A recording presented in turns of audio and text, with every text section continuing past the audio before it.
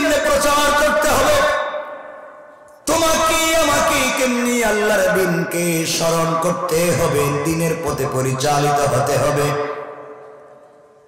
রাসূল পাক সাল্লাল্লাহু আলাইহি ওয়াসাল্লাম দুনিয়ায় আগমন করার অনেক দিন আগে ঈসা রূহুল্লাহ জমিন থেকে আসমানে উঠে যাওয়ার অনেক দিন পরে ইয়ামান দেশের নজরানে এক বেয়াদব বাদশার জন্ম হলো। ওই বাদশার নাম মুফাসসিরিনে কেরাম তাফসীরের কিতাবে লিখেছেন, ওই বাদশার নাম হলো ইউসুফ জোনাওয়াস। বাদশাহ ঘোষণা করে দিয়েছে, আমার দেশে কেউ তাওহীদের দাওয়াত দিতে পারবে না, আমার দেশে কেউ রিসালাতের কথা বলতে পারবে না, আমার দেশে কেউ এক আল্লাহর কথা বলে, রাসূলের রিসালাতের কথা বলে, তাহলে মৃত্যুদণ্ড। নাউজুবিল্লাহ বলেন। কথাগুলো দিল দিয়ে শুনুন কি বলতে চাই। এই ঘোষণা দেওয়ার পরে এই দেশের ভিতরে কেউ দ্বীনের দাওয়াত দেয় না। যেই ব্যক্তি কালিমার দাওয়াত দিতে যায়, যেই ব্যক্তি তাওহীদ আর রিসালাতের দাওয়াত দিতে যায়, দাওয়াত দিলেই তাকে জমিন থেকে হত্যা করে মেরে ফেলা হয়। এইভাবে অনেক দিন চলে গেল, 1-2 দিন না, প্রায় 2 যুগের উপরে চলে গেল। 2 যুগে 12 বছর। কত বছর? 12 বছর। আপনাদের মনোযোগ কোন দিকে? 2 যুগ কয় বছর? আমি 12 বলতেছি, আপনারা 12 কম কেড়ে। আমি তো দেখতেছি আপনাদের কন্ডিশন কি। 2 যুগ মানে কমপক্ষে 24 বছর। ওই বাদশা দেখলো আস্তে আস্তে তার বয়স হয়ে যাচ্ছে, বৃদ্ধ হয়ে যাচ্ছে। এই দেশে নসরানী দ্বীন প্রচার করতে দেয় নাই, কালিমার দাওয়াত দিতে দেয় নাই, তাওহীদ আর রিসালাতের দাওয়াত দিতে দিল না, আল্লাহর নাম নিতে দেয় নাই। যেই মাত্র দেখতেছে বৃদ্ধ হয়ে যাচ্ছে, চিন্তা করলো আমি যদি মরে যাই আর এই দেশের ক্ষমতায় যদি কোনো কালিমাওয়ালা, দাড়িওয়ালা, টুপিওয়ালা যাদেরকে আঘাত করে নজরানি দ্বীনের দাওয়াত দিতে দিলাম না, কোনোভাবেই যদি তাদের কাছে ক্ষমতা যায়, তাহলে আমাকে আমার পরিবার সহ তো ব্রাশ ফায়ার করে মেরে ফেলবে। ঠিক কিনা বলেন? এই চিন্তা করে বাদশা ইউসুফ জোনাওয়াস তৎকালীন জামানার সবথেকে বড় জাদুকর চেয়েছিল, জাদুকর। ওই জাদুকরের কাছে গিয়েছে, জাদুকরের কাছে গিয়ে বলছে, আব্বা জান আমি চাই আমি মরে গেলে এই দেশের ক্ষমতায় আমার ছেলে থাকবে, সে মরে গেলে তার ছেলে, ও মরে গেলে তার ছেলে, এইভাবে যুগের পর যুগ, কালের পর কাল আমার পরিবার থেকে নজরানের শাসন ক্ষমতা চলবে, পৃথিবীর কেউ যেন আর সুযোগ না পায়। আপনি কি ব্যবস্থা করে দিতে পারবেন? জাদুকর ডাক দিয়া বলছে, বাদশাহ ব্যবস্থা করে দিতে পারবো, বিনিময় কি দিবেন? বাদশাহ ডাক দিয়া বলছে, জাদুকর শোনো, বিনিময় তুমি যা চাইবা তাই পাইবা, শুধুমাত্র তুমি আমার দেশে, আমি আমার পরিবার থেকে যেন নজরানের ক্ষমতা চলে, এই ব্যবস্থাটুকু তুমি করে দাও। জাদুকর বলছে, বাদশাহ আপনি আমাকে একটা যুবক দেন, প্রত্যুৎপন্নমতি, চালাক, শিক্ষিত একটা যুবক দেন। বাদশাহ ডাক দিয়া বলছে, এক যুবক দিলে আপনি আমার দেশের ক্ষমতা আমার কাছে রাখবেন কেমনে? বাদশাহ ডাক দিয়া বলছে, যখন জাদুকর বলছে, শোনো বাদশাহ, আপনি আপনার দেশ থেকে যদি একটা যুবক আমার কাছে পাঠাইয়া দেন, ওই একটা যুবককে আমি আমার মতো জাদুবিদ্যা শিক্ষা দেব, আমি আমার মতো বড় জাদুকর বানাইয়া দেব। ওই যুবকটা বড় জাদুকর হয়ে আপনার দেশে যাওয়ার পরে জাদুর মাধ্যমে জাদু মন্ত্রের মাধ্যমে স্বামী স্ত্রীতে ঝগড়া লাগাইয়া দিবে। জাদু দিয়া, ব্ল্যাক ম্যাজিক দিয়া পরিবারে মারামারি আছে না নাই? কথা বলেন। ব্ল্যাক ম্যাজিক করে স্বামী স্ত্রীতে ঝগড়া লাগাইয়া দিবে। স্বামী স্ত্রীতে ঝগড়া, বাবা ছেলে ঝগড়া, ভাইয়ে ভাইয়ে ঝগড়া, মা মেয়ে ঝগড়া, গ্রামে গ্রামে ঝগড়া, পরিবারে পরিবারে ঝগড়া, সমাজে সমাজে ঝগড়া, হুজুরে হুজুরে মারামারি, আর পীরে পীরে গুটাগুটি। কথা বলেন না কেন? এটা লাগাইয়া দিবে, তারা নিজেরা মারামারি করবে। আপনি আপনার দেশ চালাবেন, আপনার বিরুদ্ধে লাগবার মতো সময়েরা পাবে না। বাদশা দেখলো সিস্টেমটা তো খারাপ না, দেখে যায় ভালোই আছে। আপনারা কি আমার ওয়াজ বুঝেন? খারাপ না দেখতেছে, হেরা নিজেরাই মারামারি করবে। আমি আমার দেশ চালাবো, তো সমস্যা কি? দেখেন না আজকে বাংলাদেশে হুজুরে হুজুরে মারামারি, এই হুজুরে কাফের, এই হুজুরে ইহুদি খ্রিস্টান, মুসলমান গেল কই? কথা বলেন না কেন? জাদুকর বলছেন একজন যুবক যদি আমাকে দিতে পারেন, তাহলে আমি আপনার পুরো দেশ আপনার কাছে রেখে দিব। কারণ একটা যুবক যদি একটা সমাজ ধ্বংস হয়ে যায়, একটা জাতি ধ্বংস হয়ে যেতে পারে। আর একটা যুবক যদি দাঁড়িয়ে যায়, পুরো জাতির বিপ্লব হয়ে যেতে পারে। ঠিক কিনা বলে? এই জন্যে কাফের বেঈমানেরা, ইহুদি খ্রিস্টানেরা, মুনাফিকরা যুবকদেরকে টার্গেট করে। ঠিক কিনা জোরে বলেন? কেমনে তাদের চরিত্র নষ্ট করা যায় আমি সেদিকে যাব না।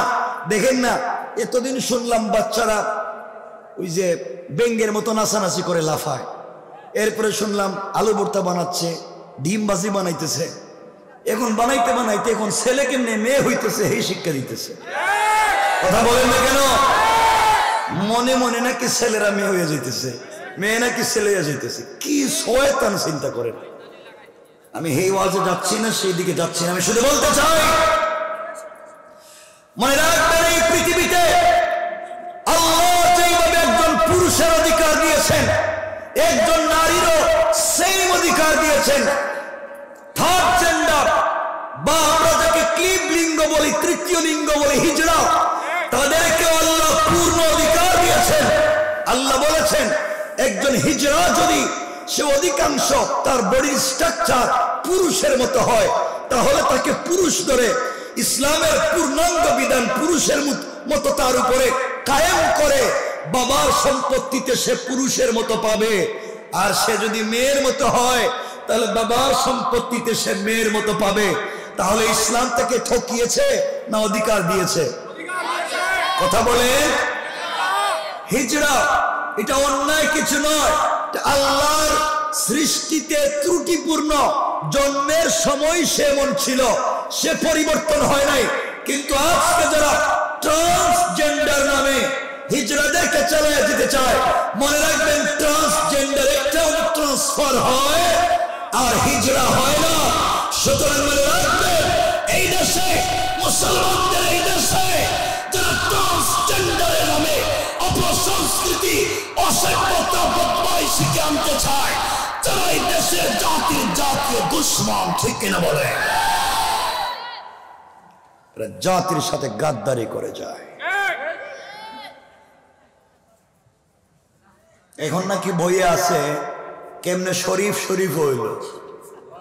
হ্যাঁ, কয় মনে মনে হইতে, মনে মনে যদি কোন ছেলে মনে মনে কয় আমি মেয়ে, তাইলে হে মেয়ে।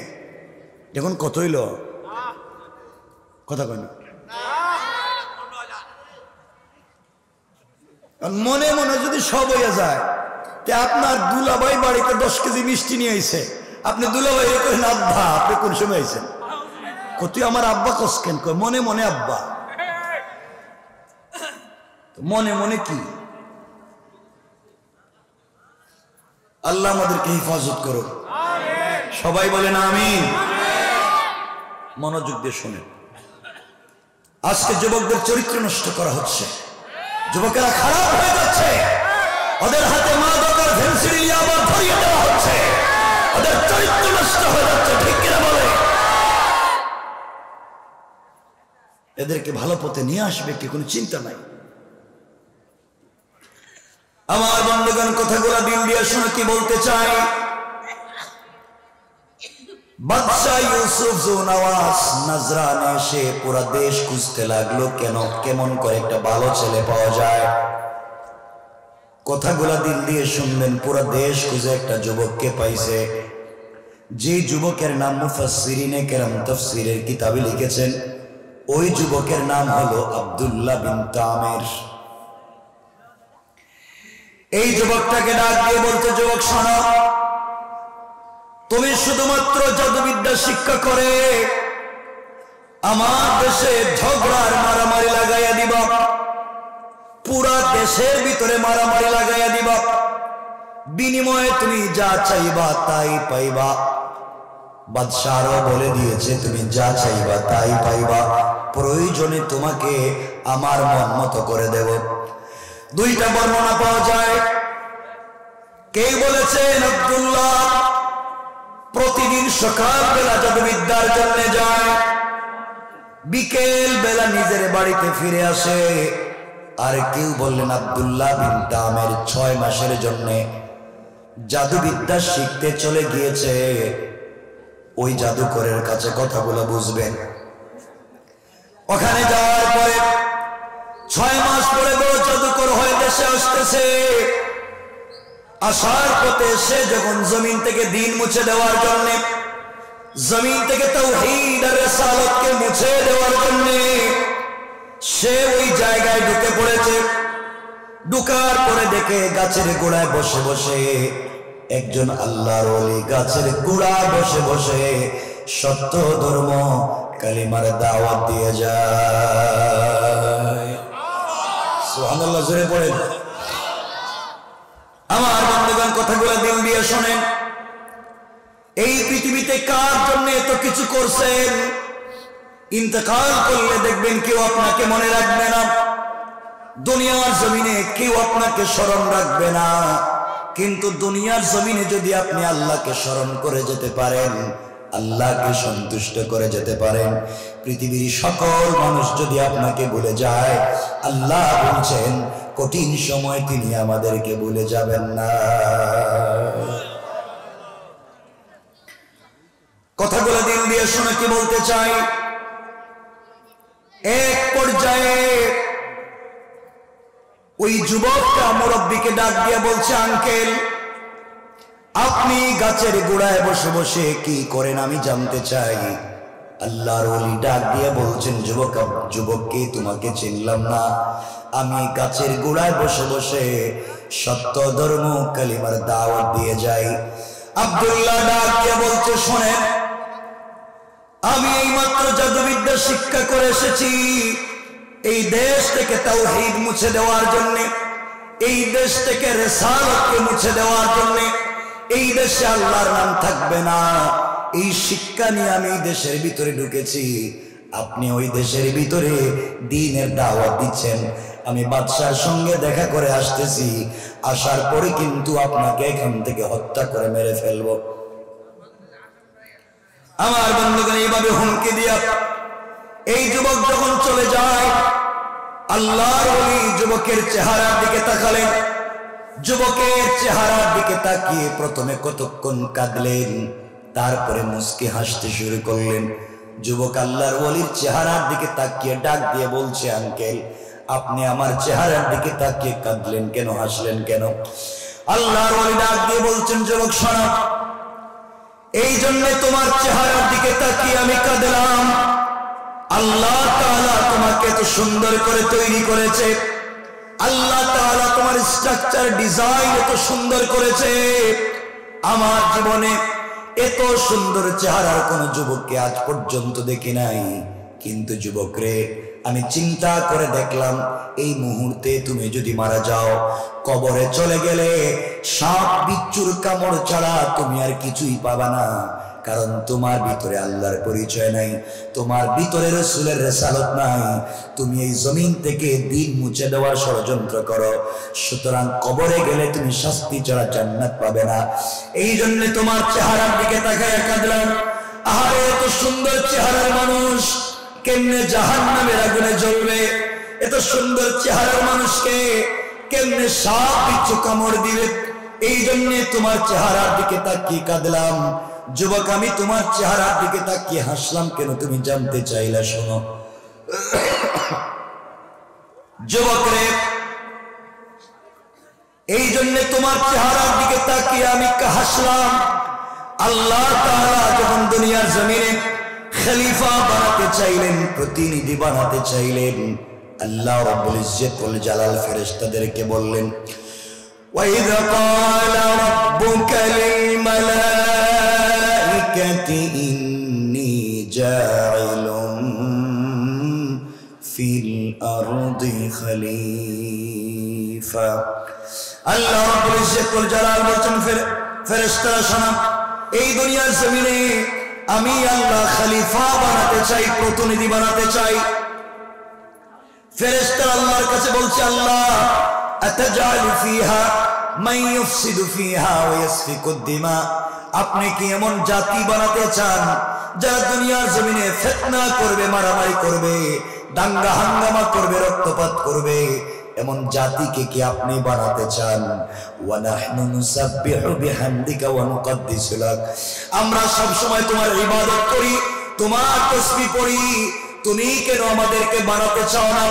আল্লাহ রাব্বুল ইজ্জত ওয়াল জালাল জবাব দিলেন, ক্বালা ইন্নী আ'লামু মা লা তা'লামুন। আল্লাহ রাব্বুল ইজ্জত ওয়াল জালাল বললেন, ফেরেশতারা, আমি আল্লাহ আদমকে কেন প্রতিনিধি বানাতে চাই পৃথিবীর কেউ জানে না, একমাত্র জানেন কে? আওয়াজ করে বলেন কে? যুবক, এই জন্য তোমার চেহারার দিকে তাকিয়ে আমি হাসলাম। আল্লাহ তাআলা ফেরেশতাদেরকে ডাক দিয়ে বলছেন, ফেরেশতারা, দুনিয়ার মাটির উপরিভাগ থেকে কিছু মাটি একত্রিত করে খাই বানাইয়া, খামির বানাইয়া আদমের একটা অবয়ব, আদমের একটা কঙ্কাল তৈরি করে আমি আল্লাহর সামনে হাজির করো। ও যুবক আব্দুল্লাহ, এমন সময় সমস্ত ফেরেশতারা মিলে আদমের একটা অবয়ব, আদমের একটা কঙ্কাল তৈরি করে আল্লাহর সামনে হাজির করে বলছে, আল্লাহ তাআলা আদমের কঙ্কাল তৈরি করেছে, কেমন হলো? আল্লাহ রাব্বুল ইজ্জত ওয়াল জালাল ফেরেশতাদের দিকে তাকাইয়া ডাক দিয়ে বলছেন, ফেরেশতারা, তোমরা যেইভাবে আদম তৈরি করেছো ওটা আমি আল্লাহর পছন্দ হয় নাই, আমি আল্লাহর ভালো লাগে নাই। যে আদমের সন্তানেরা দুনিয়ায় যাওয়ার পরে আমি আল্লাহকে না দেখে আমার কদমে সিজদা করবে, আমাকে পাওয়ার জন্য গভীর রজনীতে হাওমাও করে কাঁদবে, তোমরা যেভাবে তৈরি করেছো ওইটা আমি আল্লাহর পছন্দ হয় নাই, আমি আল্লাহর ভালো লাগে নাই। যাও আবার কিছু মাটি একত্রিত করে খাই বানাইয়া, খামির বানাইয়া আমি আল্লাহর সামনে হাজির করবা। এই মুহূর্তে আমি আল্লাহ আমার কুদরতের হাত মুবারক লাগাইয়া দুনিয়ার জমিনে আদম বানাতে চাই। পড়েন সুবহানাল্লাহ, সুবহানাল্লাহ জোরে পড়েন। হযরত আব্দুল্লাহ, এমন সময় আমার আল্লাহ সর্বপ্রথম নিজের কুদরতের হাত মুবারক লাগাইয়া আদমের কপাল তৈরি করলেন, আদমের কণ্ঠনালী, আদমের কাঁধ, আদমের ঠোঁট, আদমের গাল, আদমের চোখ তৈরি করে আল্লাহ রাব্বুল ইজ্জত ওয়াল জালাল ফেরেশতাদের দিকে লক্ষ্য করে বললেন, ফেরেশতারা, আমি আল্লাহ তাআলা আদম তৈরি করেছি, তাকায়া দেখো কেমন হলো। সকল ফেরেশতারা আল্লাহর কদমে সিজদায় পড়ে আদমের চেহারার দিকে তাকায়া বলছে, আল্লাহ তাআলা, এই পৃথিবীতে আপনি যা সৃষ্টি করেছেন আদমের মতো এত সুন্দর চেহারা এই জন্মে কোনোদিন দেখি না। আল্লাহ তাআলা বললেন, তোমরা দেখবে কেমনে আমি বানাই নাই। কোরআনে কারীমের 30 নম্বর পারা সূরা 3 এর মধ্যে ঘরে আল্লাহ বললেন, লাকাদ খালাকানাল ইনসানা ফি আহসানি তাকওয়িম। আমি আল্লাহ আদম সন্তানের অবয়ব যত সুন্দর করে তৈরি করেছি, এই সৃষ্টিতে এত সুন্দর করে আর কিছুই বানাই না। সুবহানাল্লাহ জোরে বলে। আদমকে তো আল্লাহ বানালেন, ফেরেশতারা দেখে আশ্চর্য হয়ে গেলেন। আল্লাহ কি বলছেন, আল্লাহ আদমের চেহারা থেকে মুখ ফেরাতে মন চায় না, অথচ আদম ছিলেন শুধু সুন্দর, ইউসুফ আলাইহিস সালাম ছিলেন সাদা সুন্দর, যার চেহারার দিকে তাকাইয়া মিশরের নারীরা হাত কাটলো। আর আমার রাসূল হলেন লাবণ্যময় সুন্দর, দুধে আলতা দিলে যে কালার হয়, আমার রাসূল ছিলেন তার চাইতে বেশি সুন্দর। সুবহানাল্লাহ। 14 তারিখের পূর্ণিমার রাতে সাহাবায়ে কেরাম একবার চাঁদের দিকে তাকাতেন, একবার রাসূলের দিকে তাকাতেন, আর শপথ করে কসম করে বলতেন, ওয়াল্লাহি আল্লাহর জাত ও সিফাতের কসম, 14 তারিখের পূর্ণিমার রাতে এই সুন্দর সুচন্দ্রের চাইতেও রাসূলের চেহারা কোটি গুণ বেশি সুন্দর। বলেন সুবহানাল্লাহ।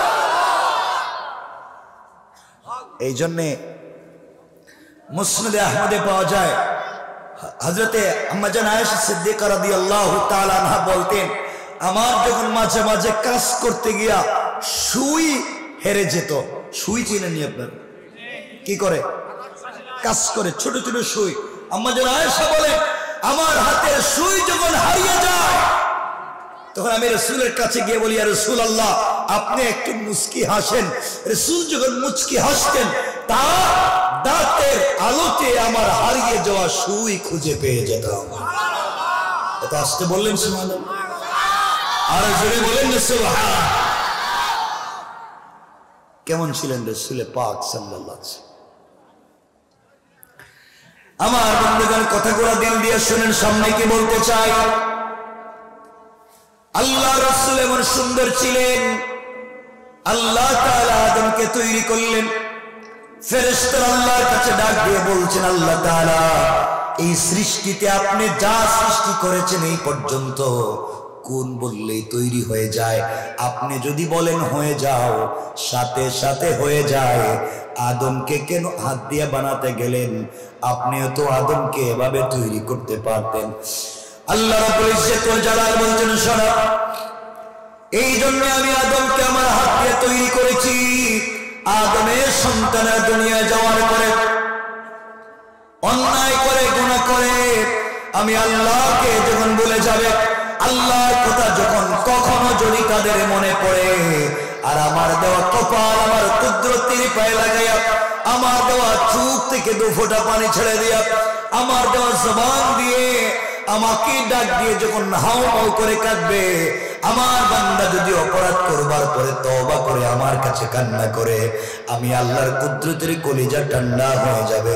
সাথে সাথে আমি আল্লাহ আমার বান্দাকে ক্ষমা করে দিয়া জান্নাতি বলে ফয়সালা করে দিতে আমি আল্লাহ এক মুহূর্ত দেরি হবে না। পড়েন সুবহানাল্লাহ। কেন বললাম? কোরআনে কারীমের 19 নম্বর পারা 25 নম্বর সূরা আল ফুরকানের 65 নম্বর আয়াতে আল্লাহ বললেন, ওয়াল্লাযীনা ইয়াকুলুনা রাব্বানা সরিফ আন্না আযাব জাহান্নাম ইন্না আযাবাহা কানা গারামা। আল্লাহ রাব্বুল ইজ্জত ওয়াল জালাল বলেন, মুসলমানেরা সাকরাত শুরু হয়ে যাওয়ার আগে, গারগারা শুরু হয়ে যাওয়ার আগে, কবরে চলে যাওয়ার আগে, মালাকুল মউত আজরাইল পৌঁছে যাওয়ার আগে, আমার কোনো গুনাহ গোটা জিন্দেগীর অপরাধের জন্য আমার কাছে যদি ক্ষমা চায়, আমি আল্লাহর কাছে যদি তওবা করে সিজদায় পড়ে তওবা করতে দেরি হবে, আমি আল্লাহ আমার বান্দার জিন্দেগীর গুনাহগুলোকে maaf করে জান্নাতি বলে ফয়সালা করে দিতে আমি আল্লাহ 1 মিনিটও দেরি হবে না। পড়েন সুবহানাল্লাহ। আল্লাহু আকবার। তওবা করতে হবে কোন জায়গায়? সিজদায়। কোন জায়গায়? সবাই বলেন না কোন জায়গায়? কারণ এখানে রব, বান্দা আর বন্ধু ছাড়া মধ্যখানে আর কিছুই থাকে না। এক গোলাম আর এক মুনিব, এছাড়া আর কিচ্ছু নাই। আল্লাহ বলেছেন, আমার বান্দা যদি আমার কাছে ক্ষমা চায়, আমি আমার বান্দাকে যদি বন্ধু বানাইয়া নেই, তাহলে তো কারো কিছু আসে যায় না। ঠিক কিনা? বলেন কেমনে? কষ্ট হচ্ছে আপনাদের? কেন বললাম এই আয়াতে সেজদার কথা? তওবা কেন সেজদা করে করবেন? মনোযোগ দিয়ে শোনেন, হয়তো তোমার আমার জিন্দেগি কামিয়াব হয়ে যেতে পারে। জিবরিল আমিন আল্লাহর কাছে জিজ্ঞাসা করলেন, আল্লাহ তাআলা, আমি কোনোদিন তোমাকে অসন্তুষ্ট করতে চাই না, কোনোদিন আপনি আমার উপরে কষ্ট পান আমি চাই না। আমি চাই পুরা জিন্দেগি আপনি আমার উপরে সন্তুষ্ট থাকেন। আমাকে কি করতে হবে? আল্লাহ বললেন, জিবরাইল, আরশ, কুরসি, লৌহ কলম, জান্নাত, জাহান্নাম, জিন্নাত, ইনসান, ফেরেশতা, যা তৈরি করেছি, যা তৈরি করি নাই, সব যদি তুমি আমার কদমে দিয়ে দাও, আমি আল্লাহকে সন্তুষ্ট করতে পারবে না। জিবরাইল বলেন, আল্লাহ, এত কিছু দিয়েও যদি তোমাকে সন্তুষ্ট করা না যায়, কি করলে আপনাকে সন্তুষ্ট করা যাবে বলেন? আল্লাহ বলেন, জিবরাইল শোনো, আমাকে যদি সন্তুষ্ট করতে হয়, কোন জিনিস দিয়ে আমাকে খুশি করা যায় না। বান্দা যখন সেজদায় পড়ে যায়, ওই একটা সেজদার মাধ্যমে আমি আল্লাহ বান্দার উপরে খুশি হয়ে যায়। সুবহানাল্লাহ পড়ে। জিবরিল আমিন বলছেন, আল্লাহ তাআলা, তাহলে আপনি শুনে রাখেন, এমন একটা কাজ এই মুহূর্তে করব, আমার মন বলছে আমার আগে কেউ করে নাই, আমার পরেও কেউ করতে পারবে না। এই বলে জিবরিল আমিন আল্লাহর কদমে সেজদায় পড়ে গেলেন। কেউ বলছেন 30,000 বছর সেজদা করলেন, কেউ বললেন একাধারে 30 লক্ষ বছর আল্লাহর কদমে সেজদা করলেন। এই দীর্ঘ লম্বা সেজদা করে মাথা উঠালেন। আল্লাহ বললেন, জিবরাইল, এত লম্বা সেজদা করেছো, আমার কাছে কি চাও? জিবরিল আমিন বলছেন, আল্লাহ তাআলা, আপনার কাছে আমি কিছু চাই না, শুধু বলেন না আপনি আমার উপরে সন্তুষ্ট হলেন কিনা। আল্লাহ বললেন, জিবরাইল, 30 লক্ষ বছর সেজদা করে আমি সন্তুষ্ট কিনা জানতে চাও?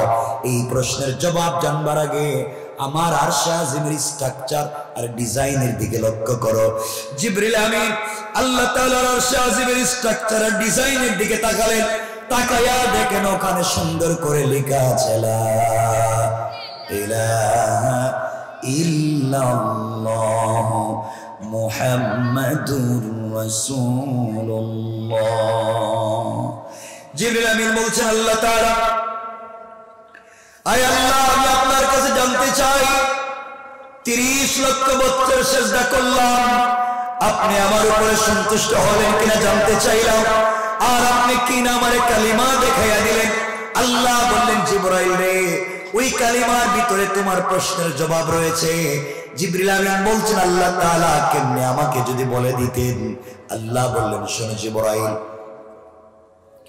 আখিরি জামানার পয়গম্বর, সরকারে কায়নাত, দু জাহানের সরদার, নবী রহমত জনাবে মুহাম্মদুর রাসূলুল্লাহ সাল্লাল্লাহু আলাইহি ওয়াসাল্লাম, আমার কলিজার টুকরা হাবিব, আমি আল্লাহ এই কালেমাটাকে হাদিয়া দিতে চাই, উপহার উপঢৌকন দিতে চাই, গিফট করতে চাই। আমার আখিরি জামানার পয়গম্বরের, আখিরি জামানার উম্মতেরা, আর আমার আখিরি জামানার গোলামেরা প্রতিদিন দুনিয়া যাওয়ার পরে কমপক্ষে 5 ওয়াক্ত সালাত ফরজ পড়বে। কত? 5 ওয়াক্ত সালাতে কমপক্ষে 17 রাকাত সালাত ফরজ পড়বে। কত রাকাত? ফজরের নামাজ 2 রাকাত, জোহরের নামাজ 4 রাকাত। কত হলো? কথা বলেন। আসরের নামাজ 4, কত হলো? মাগরিবের 3, কত হলো? ইশার 4, কত হলো? আল্লাহ বলেন কমপক্ষে 17 রাকাত সালাত প্রতিদিন ফরজ পড়বে। প্রত্যেকটা রাকাতে কমপক্ষে 2টা করে সিজদা দিবে। প্রত্যেকটা সিজদায় কমপক্ষে 3 বার করে পড়বে সুবহানা রাব্বিয়াল আলা। আমার কোন গুনাহগার গোলাম সিজদায় গিয়ে যখন একবার পড়ে সুবহানা রাব্বিয়াল আলা, ও জিবরাইল তুমি 30 লক্ষ বছর সিজদায় পড়ে যে মান যেই মর্যাদার মালিক হতে পারো নাই, আমার আখিরি জামানার গোলামেরা একবার সিজদায় গিয়ে একবার যখন সুবহানা রব্বিয়াল আ'লা পড়বে, তোমার 30 লক্ষ বছরের মর্যাদার চাইতে ওই একবারের সুবহানা রব্বিয়াল আ'লার মর্যাদা আমি আল্লাহর কাছে বেশি ভারী হয়ে যায়। সুবহানাল্লাহ জোরে পড়েন। এই জন্য আল্লাহ বলেছেন আমাকে খুশি করো সিজদায়। কোথায়? সবাই বলেন কোথায়? আপনাদের অসুবিধা হয়? একদিকে ঠান্ডা আর আমিও এভাবেই আলোচনা করে যাচ্ছি যেন কিছু একটা বুঝেন আপনারা, কারণ আপনাদের কন্ডিশন, আপনাদের উপস্থিতি আমাকে ম্লান করেছে। আমি যে কথাগুলো বলছি মনোযোগ দিয়ে শোনেন। কষ্ট হচ্ছে? বছর হয়েছেন ভালো, উঠতেছেন না এটাও ভালো। একজন যদি উঠেন, একজন আমি রেখে দিই, প্রস্রাবে দলে উঠতে পারবে না। প্রস্রাবে দলে এখানে বসে থাকবে, শক্ত করে বসে থাকবে। আমি যাচ্ছি না, আপনি যাবেন কেন? আর জোয়ানেরা কি এত, তোমরা কি হয়ে গেছো? তোমাদের কি প্রস্রাবে ধরার কথা আছে? তোমার তো 1 মাসও তো প্রস্রাবে ধরার কথা না। যেন বসো, কষ্ট হয়। সিজদা দিব কার পায়ে? তওবা করব কোন জায়গায়? কোন জায়গায়? মাফ করে দিবেন কে? আমার বন্ধুগণ, এই যুবক আব্দুল্লাহ মনে আসেনি? মনে আছে? আল্লাহর ওলিকে প্রশ্ন করছে, বলে কেন আল্লাহ তাআলা হাত দিয়ে বানালেন? আল্লাহর ওলি জবাব দিলেন, যুবক আব্দুল্লাহর এই জন্য হাত দিয়ে বানিয়েছেন, বান্দা যখন সিজদায় গিয়ে তওবা করবে সাথে সাথে আল্লাহ তাআলা বান্দার উপরে খুশি হয়ে মাফ করে দিবে। এবার আল্লাহর ওলি আব্দুল্লাহর দিকে তাকালেন আর বললেন, যুবক এই জন্য তোমার চেহারার দিকে তাকিয়ে আমি খাসছিলাম। তোমার মতো আহাম্মক, তোমার মতো বেওকুফ আল্লাহর জমিনে আর নাই। তুমি মাত্র জাদুবিদ্যা শিক্ষা করে এসেছো, আর তো কোনো অপরাধ করো নাই। আমার মন বলছে এই মুহূর্তে তুমি যদি কালিমা পড়ে মুসলমান হয়ে যাও, আল্লাহ তোমার জিন্দেগির সবগুলা গুনাহ যে মাফ করবে তা না, তুমি যে জাদুবিদ্যা শিক্ষা করেছো তাও ক্ষমা করে দিবে তা না, বরং তুমি কালিমা পড়লে জাদুবিদ্যার মাধ্যমে যে ক্ষমতার মালিক হয়েছো, কালিমা পড়লে তার চাইতে বেশি ক্ষমতার মালিক হয়ে যাইবা। সুবহানাল্লাহ জোরে বলে। আর যুবক আব্দুল্লাহ রে, তুমি যদি কালিমা পড়ো জবানে স্বাদ পাইবা, কলিজায় শান্তি পাইবা। জবানে স্বাদ পাইবা, কলিজায় শান্তি পাইবা, জাদুবিদ্যার চাইতে বেশি ক্ষমতা পাইবা। আল্লাহু আকবার, আল্লাহু আকবার বলে।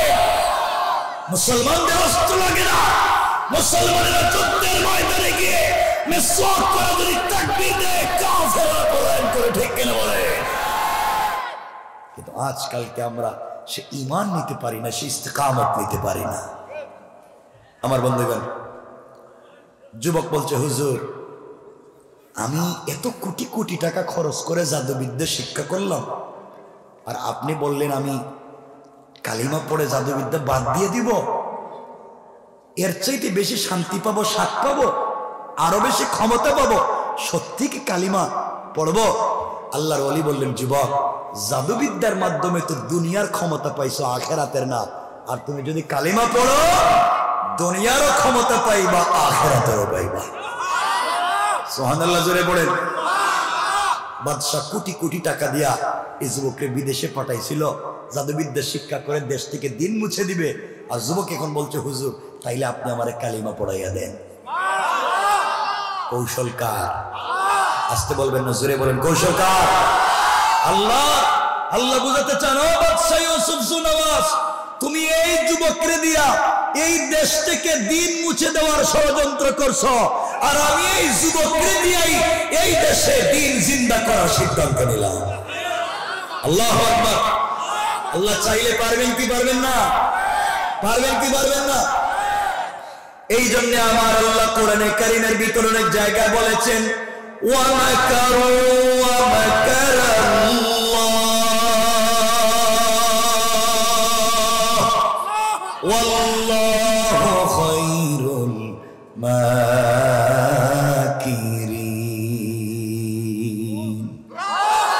আল্লাহ বলছেন তোমরা কিসের কৌশল করো, তোমাদের চাইতে আমি আল্লাহর কৌশল আরো বড়।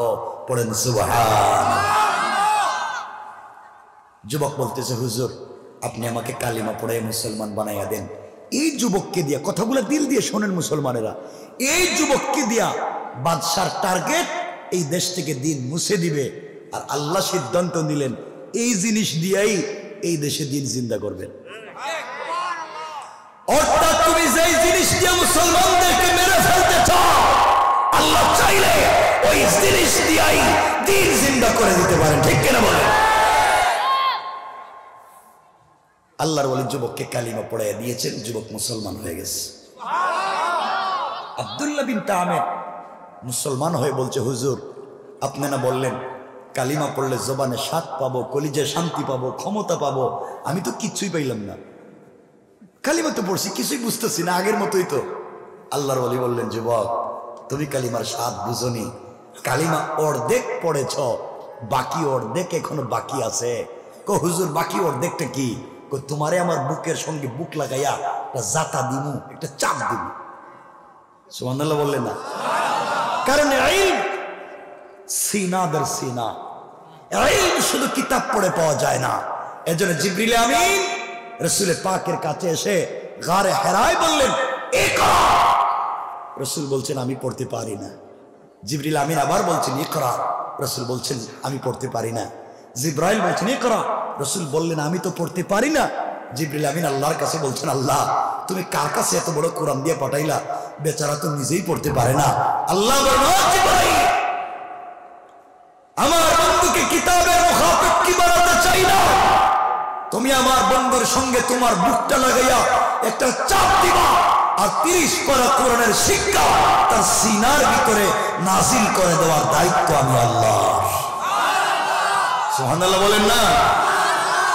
জিবরিল আমিন রাসূলকে বুকের সঙ্গে বুক লাগাই একটা চাপ দিলেন, দিতে দেরি কোরআন তিলাওয়াত করতে দেরি নাই।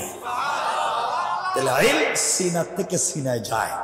আল্লাহর ওলি বলছেন যুবক তোমাকে আমার বুকের সঙ্গে বুকটা লাগাইয়া একটা চাপ দিব। কি দিব? চাপ দিব। আল্লাহর ওলি যুবককে নিজের বুকের সঙ্গে জড়াইয়া বুকের সঙ্গে লাগাইয়া একটা চাপ দিলেন। আল্লাহকে ডাক দিয়ে বলছেন আল্লাহ বাদশাহ এই যুবকের মাধ্যমে এই দেশ থেকে দিনকে মুছে দিতে চায়। আয় আল্লাহ তাআলা আমি যুবকের জবানে কালিমা চালু করে দিয়েছি, তুমি চাইলে তার দিল থেকে কুফরি নিফাক শিরিক বিদআত সব তার দিল থেকে বের করে দেয়া, তোমার ইলমে মারিফত দিয়া তার দিলকে মুনওয়ার করে দিতে পারো। এই যুবকটাকে দিয়ে কিন্তু এই দেশে দিন জিন্দা করে দিতে পারো। এই কথা বলবার সাথে যুবক চিৎকার করে বলছে আল্লাহর ওলি আপনি আমাকে ছেড়ে দেন, কসম রব্বে পাকের জাতে কি কালিমা শিখাইলেন, কি বুকের সঙ্গে একটা চাপ দিলেন। আপনার একটা চাপে এই মুহূর্তে মনে হয় আল্লাহর আরশ পর্যন্ত পরিষ্কার দেখা যায়। সুবহানাল্লাহ বলেন। আমাকে ছেড়ে দে। আল্লাহর ওলি যুবককে ছেড়ে দিলেন। যুবক বলছে হুজুর এখন কালিমা পড়ে স্বাদ পাই, এখন শান্তি পাই, এখন তো কি ভাল লাগতেছে, আমার মনে হচ্ছে আমার অনেক স্পিরিটার পাওয়ার চলে এসেছে। হুজুর আমি এত কোটি টাকার মালিক হইয়া জাদুবিদ্যা করো যে স্বাদ আর শান্তি পাই নাই, এখন আল্লাহর নাম দিলে সেই স্বাদ পাই। আল্লাহর ওলি আমি আর দেশে যাব না, আপনার সাথে থেকে যাব, দুজন মিলে এই দেশে দিন জিন্দা করতে চাই। আল্লাহর ওলি বললেন না তুমি বাড়িতে যাও, ইস্তেকামত থাকো দিনের উপরে, এরপরে নিজে দিনের দাওয়াত দেওয়া শুরু করো, কারণ এই দেশ দিন জিন্দা করার দরকার। আমার বন্ধুগণ লম্বা কত সংক্ষেপ করে বলতেছি, যুবকটা আস্তে আস্তে নিজের বাড়ির দিকে যেতে লাগলো। কোন দিকে? নিজের বাড়ির দিকে যায়। কিছু দূর যাওয়ার পরে হঠাৎ করে যুবক তাকায় দেখে রাস্তার দুই পার্শ্বে শত শত যুবক দাঁড়ায় আছে রাস্তার দুই পার্শ্বে, আর রাস্তার মধ্যখানে কেউ বলেছেন বিশাল একটা অজগর সাপ দাঁড়িয়ে আছে, আর কেউ বলছেন বিশাল বড় একটা বাঘ দাঁড়িয়ে আছে। যুবক আস্তে আস্তে পাবলিকের কাছে গিয়ে জিজ্ঞাসা করে আপনারা রাস্তা পার হন না কেন, দাঁড়াইয়া রয়েছেন কেন? পাবলিক বলতেছে, যুবক আমরা এই জন্য রাস্তা পার হই না, বাঘের ভয়ে, যদি আমাদেরকে খায়া ফেলায় আমরা কেমনে যাই, এই জন্য এদিকে যাই না। যুবক চিন্তা করলো, এই মাত্র কালিমা পড়ে মুসলমান হয়ে কালিমা ওয়ালা হয়ে আসছি, একটু পরীক্ষা হয়ে যাক, বাঘের শক্তি বেশি না কালিমার পাওয়ার বেশি? আল্লাহু আকবার বললেন না? আর জোরে বলেন আল্লাহু আকবার। জুলুম নির্যাতন যাই হোক, কালিমার উপরে যদি ইস্তেকামত থাকো, কেউ না থাকলেও সাথে আছেন কে? এই বিশ্বাস রাখেন, আপনি একদিন এই জমিনে বিজয় হবেনই হবেন ইনশাআল্লাহ। মনে রাখবেন। কেন বললাম? ইব্রাহিমকে নমরুদ আগুনে ফেলে দিল, আগুন জ্বালিয়ে দিচ্ছে। ইব্রাহিম বললেন, আল্লাহ হাসবি আল্লাহ, আল্লাহ আমার জন্য যথেষ্ট। আল্লাহ তাকে বাঁচাইয়া দিলেন। ইউসুফকে গর্তে ফেলে দিল, ইউসুফ বলছে হাসবি আল্লাহ, আল্লাহ তাকে বাঁচাইয়া দিয়েছেন।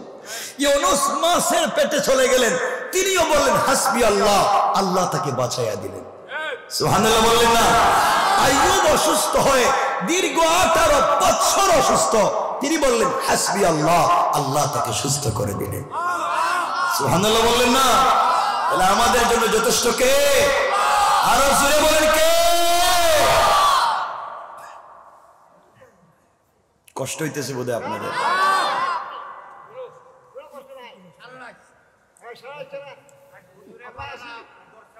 সারা রায় আপনারা তো একজনও বসবেন না। হ্যাঁ, দেখি তো হাত উঠিয়ে বলেন, কারা কারা চলে যাবেন দেখি। সবার আগে তো আপনি হাত উঠিয়ে দিয়েছেন, সারা রাত কইয়া।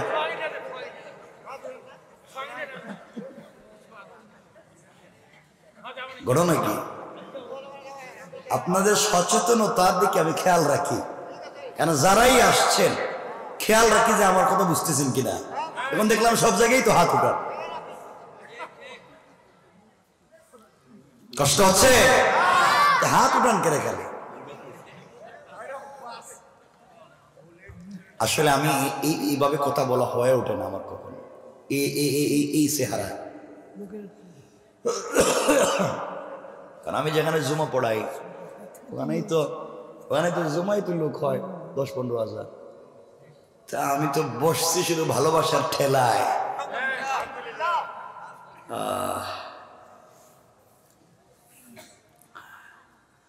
আমার বন্ধুগণ, যুবক চিন্তা করলো পরীক্ষা হয়ে যাক, বাঘের শক্তি বেশি না কালিমার পাওয়ার বেশি। এই বলে আস্তে আস্তে যুবক আব্দুল্লাহ বাঘের কাছে গিয়া এক হাত দিয়া বাঘের কান ধরছে। না আল্লাহু আকবার, এটা আগামী বছর কইেন। জোরে বলেন আল্লাহু আকবার, জোরে বলেন। আপনাদের আওয়াজে বুঝে যাইতেছে বীর সেটা করে বাঘ ফালতেছে নাকি? তা এক হাত দিয়া যুবক বাঘের কান ধরছে, আর আরেক হাত দিয়া গালের মধ্যে আচ্ছা মতো থাপ্পা লাগিয়ে দিচ্ছে। আর ডাক দিয়ে বলছে, এই বাঘ, আল্লাহ তোকে বানিয়েছে বন জঙ্গলে থাকবার জন্যে, তুই রাস্তাঘাটে পাবলিকরে ডিস্টার্ব করস করে? তুই কি আমার চিনোস? আমি কে? আমি কালিমাওয়ালা। আল্লাহু আকবার। এই কথা বলতে দেরি বাঘ মাথাটা নোয়াইয়া কানটা নাড়াইয়া জঙ্গলে যাইতে 1 মিনিটও দেরি করে নাই। সুবহানাল্লাহ জোরে বলেন। আপনারা রাস্তাঘাটে মাঝে মাঝে পরিচয় দেন, গভীর রাত্রে গাড়ি থামাই আমরা চিনে নিজা আছে দিয়া দেন, চিনেননি আমি কাটা, এই পরিচয় দেন। আর যুবক পরিচয় দিচ্ছে, আমাকে চিনো, আমি কালিমাওয়ালা। বলতে দেরি কালিমাওয়ালা বাঘ জঙ্গলে চলে গেছে। সুবহানাল্লাহটা কমপক্ষে কম। পাবলিক চিন্তা করে দেখলো, এই যুবকের কথা বাঘ শুনে, তাহলে হে বড় পীর হইব না, তে পীর হইব কেডা? পাবলিক হের বাড়িতে তেল নিয়া পানি নিয়া লাইন ধরছে। যুবক এই জন্য তো কলিমা পড়ি নাই, ঠিক না? আমি তো কলিমা পড়েছি দিন বিজয়ের গল্প শোনাতে, জমিনে দিন জিন্দা করতে। হেরা দেখি তেল নিয়া পানি নিয়া। আল্লাহ যুবককে কালিমার মাধ্যমে এমন একটা পাওয়ার আর ক্ষমতা দিয়েছেন, কোন অন্ধ মানুষ যখন যুবক আব্দুল্লাহর কাছে আসে, দুইটা হাত যখন চোখে লাগাইয়া দেয়, সাথে সাথে চোখগুলো ভালো হয়ে যায়। একজন লোক পা ভাঙ্গা হাঁটতে পারে না, পায়ের মধ্যে যখন আব্দুল্লাহ হাত লাগাইয়া দেয়, দিতে দেরি হয়, ভালো হতে দেরি হয় না। এখন আব্দুল্লাহর কাছে, আব্দুল্লাহ দেখলো দেশের কানা, লেংড়া, লুলা, আতুর, দের বেটারি যা আছে কি ভাঙ্গাচুরা সব তার কাছে লাইন ধরছে। আব্দুল্লাহ দেখলো এভাবে যদি সব আসতেই থাকে আর আমি দোয়া করে দিতে থাকি, মানুষ ভালো হয়ে চলে যাবে, কেউ কালিমা পড়বে না। ঠিক কিনা বলে?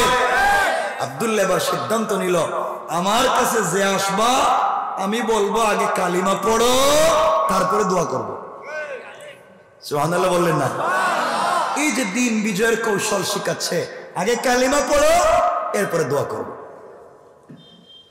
আমার মুসলমান বন্ধুগণ, এই খবর আস্তে আস্তে করে, এই দেশের আব্দুল্লাহর খবর আস্তে আস্তে করে বাদশাহ ইউসুফ জুনাওয়াসের মন্ত্রণালয় পর্যন্ত পৌঁছে গেল।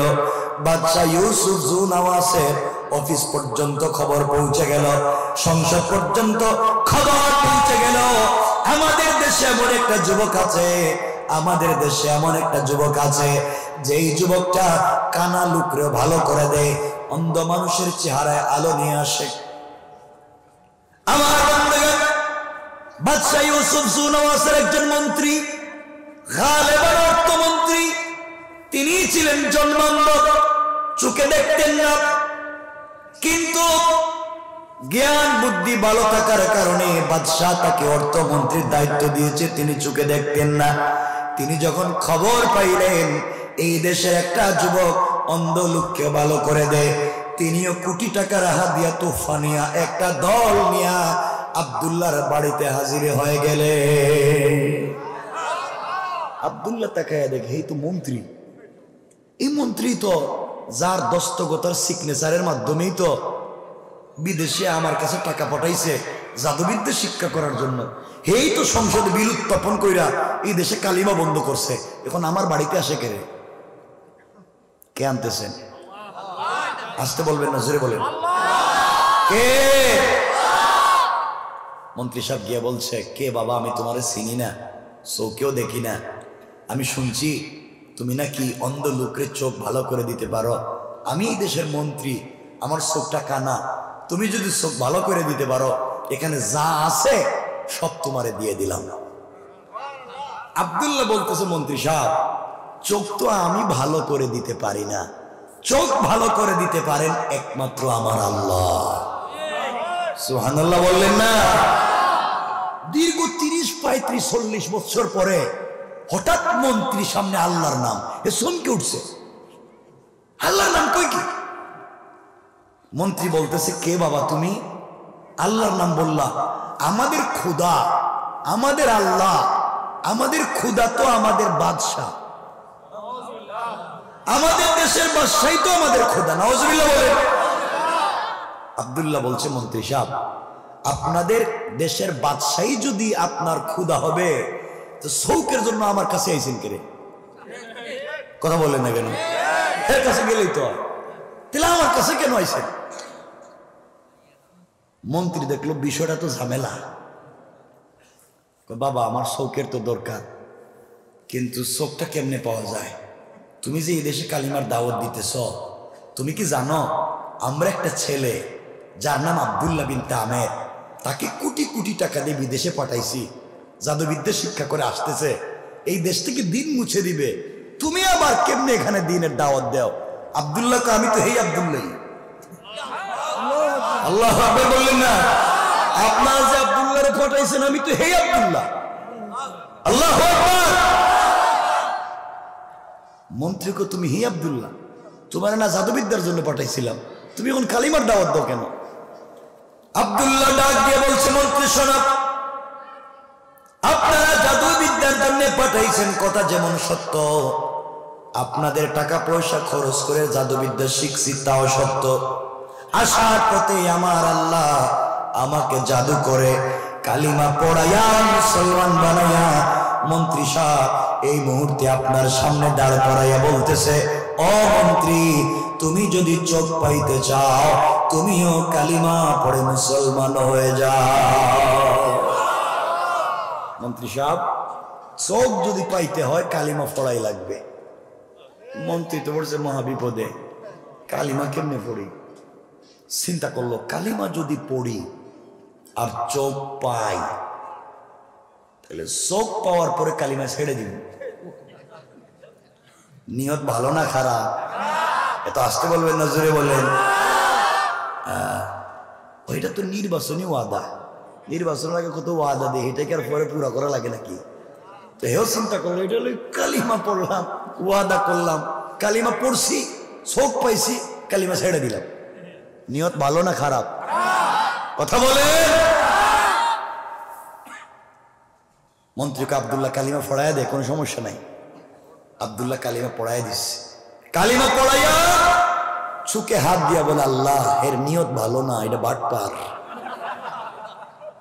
এর নিয়ত খারাপ, কিন্তু আল্লাহ এর জবানে তো আমি কালিমা চালু করে দিয়েছি, আমি চাইলে আর সংসদে যেতে পারবো না, কিন্তু এই মানুষটা যদি ভালো হয়ে যায় তাহলে সংসদে আবার কালিমা চালু হয়ে যাবে। আল্লাহ তুমি তার চোখটা ভালো করে দাও। বলতে দেরি, মন্ত্রীর চোখ ভালো হইতে দেরি নাই। সুবহানাল্লাহ, তো আসতে বললেন। মন্ত্রী চোখের আলো পাইয়া বলতেছে, আব্দুল্লাহ এই তো আমার দেখতেছে সব ঠিক আছে, হাদিয়া তুবা যা আছে সব নেও, আমি এখন গেলাম। আব্দুল্লাহকে কই যাইবেন? কালিমা পড়লাম, হাদিয়া দিলাম, আর কি? কালিমার তো অর্ধেক হইছে, অর্ধেক, বাকি অর্ধেক কি? জাতা দিমু, জাতা ছাপ দিমু। ছাপ দিলে আর কি হয়? আমি তো কত মানুষের দিলাম, কিছু হইল না। ছাপ একটা দিতে দিয়া দেয়। আব্দুল্লাহ মন্ত্রী সাপকে বুকের সঙ্গে জড়িয়ে ধরেছে, আর আল্লাহকে ডাক দিয়ে বলেছে,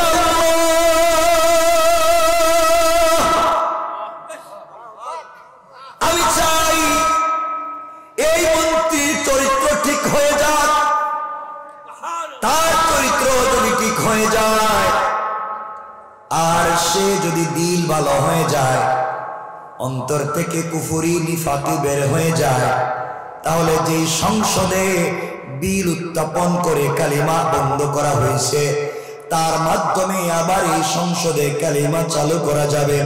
এই বলে যখন চিৎকার করে কান্না শুরু করেছে, সাথে সাথে মন্ত্রী ডাক দিয়া বলেছে, আব্দুল্লাহ রে, তুমি আমাকে ছেড়ে দাও, তোমার একটা চাপে আমার মন বলছে, মনে হয় যেন আল্লাহর আরশ পর্যন্ত দেখা যায়। সুবহানাল্লাহ, জোরে বলে।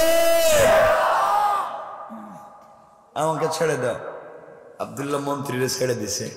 মন্ত্রীকে, আব্দুল্লাহ কি করলে জাদু, বুকের সঙ্গে চাপ দিয়ে কি করলে? এখন কালিমা পড়লেই মজা পাই, স্বাদ পাই, আমার আর কিচ্ছুর দরকার নাই, মন্ত্রিত্বের দরকার নাই, চৌকেরই দরকার নাই, আমি আছি আল্লাহর নাম নিয়া, তুই এসো আমার সাথে, আমরা দুজন মিলে এখন এই দেশে দিন চিন্তা করবো। সুবহানাল্লাহ বললেন না? এটা কে করেছে? আর কে?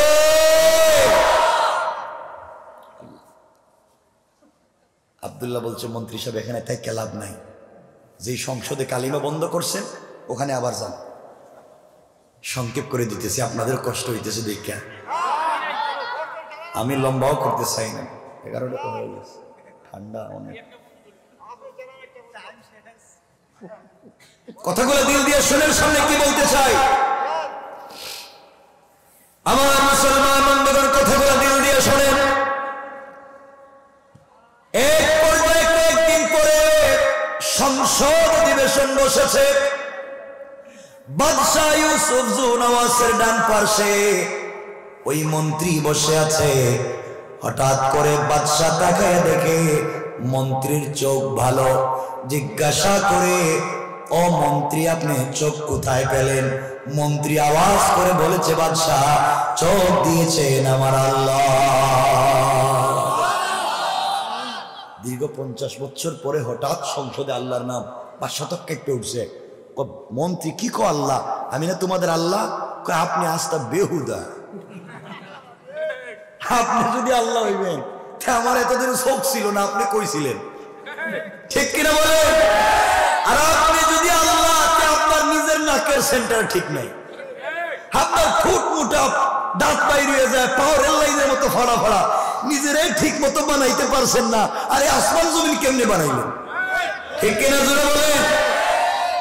বাদশা কয় কিরে মন্ত্রী দিকে আমার উল্টা।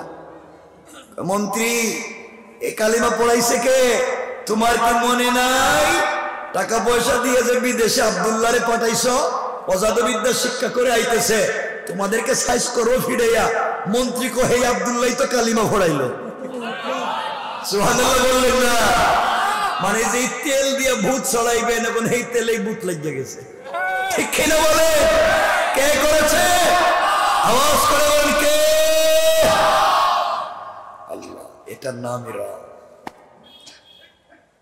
আপনাদের কন্ডিশন ভালো না দেখে আমি আলোচনা লম্বা করি না।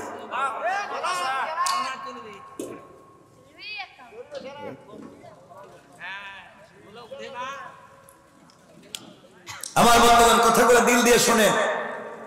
বাদশাহ মন্ত্রীর বেদে আচ্ছা মতো শুরু করছে মাইর। যেই মন্ত্রী জিন্দিগিতে মাইর খায় নাই, বডিতে যখন মাইর পড়ছে বাদশাহ মনে করছিল ও মনে কালিমা ছেড়ে দিবে। মন্ত্রী বলতেছে বাদশাহ যত পিটাও আমার আপত্তি নাই, এতদিন মন্ত্রিত্ব পাইয়া যে স্বাদ আর শান্তি পাই নাই, এখন কালিমা পড়ে মায়ের খাইলেও শান্তি পাই। সুবহানাল্লাহ বলে বলেন। মায়ের খাইতে খাইতে মন্ত্রী একসময় আব্দুল্লাহ ঠিকানা বলে দিচ্ছে। আব্দুল্লাহকে বাদশার দরবারে হাজির করা হলো। বাদশা ডাক দিয়ে বলছে আব্দুল্লাহ তোমাকে জাদুবিদ্যার জন্য পাঠাইছিলাম, তুমি কেমনে এই নোংরামিটা করলা? তুমি এই দেশে কেমনে দ্বীনের দাওয়াত দিলা বলো? আব্দুল্লাহ বলছে বাদশা জাহাপনা, আপনাদের টাকা দিয়া আমি জাদুবিদ্যা শিখছি, সব ঠিক ছিল, কিন্তু আসার পথে আল্লাহ জাদু করে আমাকে মুসলমান বানাইয়া কালিমা পড়াইয়া এই মুহূর্তে মন্ত্রী বাদশা তোমার সামনে দাঁড় করে বলছে ও বাদশা তুমিও কালিমা পড়ো, নচেত এই দেশে তোমার ক্ষমতা বেশি দিন টিকবে না। বাদশা আব্দুল্লাহর বেদে মায়ের শুরু করছে, মনে করছে মারতে মারতে একদিন কালিমা ভুলে যাবে। আব্দুল্লাহ বলছে ও বাদশা আপনি মারতে মারতে শরীর থেকে চামড়া উঠাইয়া দিতে পারেন, গোশত থেকে হাড্ডি আলাদা করে দিতে পারেন, কিন্তু 1 মিনিটের জন্য ইসলাম ছেড়ে দেওয়া যায় না। ঠিক কিনা জোরে বলে? আমার বন্ধুগণ এক পর্যায়ে আব্দুল্লাহ ওই মুরব্বীর কথা বলে দিয়েছে, মনে আসেনি যেই মুরব্বীর কাছে গাছের গোড়ায় কালিমা পড়ছিল। আল্লাহর ওলিকে বাদশার দরবারে হাজির করা হয়েছে। আল্লাহর ওলি বাদশার কাছে হাজির হয়ে গেলেন। বাদশা ডাক দিয়ে বলছে আপনি কেন এখানে কালিমার দাওয়াত দিলেন, কেন আপনি তাওহীদের দাওয়াত দিলেন? আল্লাহর ওলি বলছেন বাদশা আপনি নিষেধ করেছেন আর আল্লাহ নির্দেশ করেছে, চিন্তা করলাম আপনি তো একদিন মরে যাবেন, কিন্তু আমার আল্লাহ তো কোনোদিন মরবে না, এই জন্য আল্লাহর হুকুম পালন করার জন্য কালিমার দাওয়াত দিলাম। বাদশা ডাক দিয়া বলছে, বাদশাকে ডাক দিয়া মন্ত্রী হিসাব বাদশাকে ডাক দিয়া আল্লাহর ওলি মুরব্বী বলছেন বাবা তুমি কালিমা পড়ো। বাদশা ডাক দিয়া বলছে কালিমা যে আপনি পড়ছেন অপরাধ করছেন কি জানেননি? না জানি না। এই কথা বলে গাছ কাটার করাত চিনেননি? গাছ কাটার করাত, গাছ কাটার করাত মাথায় লাগাইয়া আল্লাহর ওলিকে কালিমা পড়বার অপরাধে 2 টুকরা করে দিল। আল্লাহর ওলি জীবন্ত 2 টুকরা হয়ে গেলেন, কিন্তু 1 সেকেন্ডের জন্য কালিমা ছেড়ে দিলেন না। সুবহানাল্লাহ জোরে বলেন। আমার বন্ধুগণ কথাগুলো দিল দিয়ে শুনুন কি বলতে চাই। এই মাত্র শুধু আব্দুল্লাহ আছে আর কেউ নাই। এবার বাদশা আব্দুল্লাহকে বলছে আব্দুল্লাহ তুমি যদি কালিমা ছেড়ে দাও আমি আমার দেশ অর্ধেক তোমার নামে লিখে দিব। তুমি যদি কালিমা ছেড়ে দাও, আমার একমাত্র কেবলমাত্র শুধুমাত্র একটা মেয়ে আছে, ওই মেয়েটাকে তোমার কাছে বিয়ে দিব। বলো তুমি কালিমা ছাড়বে কিনা? আমি মরে গেলে তুমি পুরা দেশের মালিক। আব্দুল্লাহ বলছে, বাদশাহ আপনি ছোট্ট একটা দেশ, নাজরানের লুব আমাকে দেখাইয়া দিয়েছে। আমার এক হাতে চন্দ্র আর এক হাতে সূর্য, সব দিয়ে যদি পূর্ব থেকে পশ্চিম, উত্তর থেকে দক্ষিণ গোটা দুনিয়া আমার নামে রেজিস্ট্রি করে দেন, সবগুলাকে লাথি মেরে ফেলে দিতে পারি, একটা মিনিটের জন্য কালিমা ছাড়তে পারি না। বাদশা দেখলো জবরদস্ত কালিমা পড়ছে, এত সুযোগ সুবিধা দেওয়ার পরেও কালিমা ছাড়তে চায় না। এক পর্যায়ে 70 জন সেনাবাহিনী দিয়া আব্দুল্লাহকে পাঠাইয়া দিয়েছে, যাও আব্দুল্লাহকে পাহাড়ে নিয়ে যাও। পাহাড় থেকে 70 জন সেনাবাহিনী মিলে ধাক্কা দিয়ে মাটিতে ফেলে দিবা, হাড্ডির সঙ্গে চূর্ণ বিচূর্ণ হয়ে যাবে। আব্দুল্লাহকে যখন পাহাড়ে নিয়ে যাওয়া হলো, এবার আব্দুল্লাহ ডাক দিয়া বলছে, আল্লাহ